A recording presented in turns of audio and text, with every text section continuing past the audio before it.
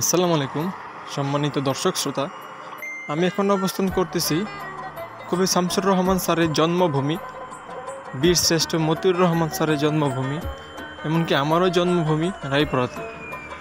রায়পুরা বাজারের ঠিক পূর্বে অবস্থিত আমাদের মেঘনা নদীর তীরবর্তী অবস্থান রায়পুরা পান্থশালা ফেরিঘাটে। আমরা সকলেই জানি রায়পুরা উপজেলাবাসীর জন্য এই পান্থশালা ফেরিঘাট হচ্ছে এক নিদর্শন স্বরূপ।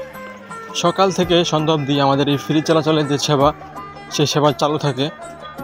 চরাঞ্চলবাসীর সাথে আমাদের যোগাযোগ ব্যবস্থাপনার একমাত্র মাধ্যম হচ্ছে নদীপথ, এই পান্থশালা ফেরিঘাট।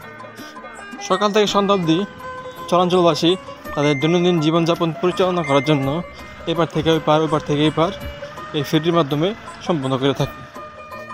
শত শত যানবাহন এই ফেরির বুকে চড়ে ছুটে চলে নতুন যাত্রার পথে।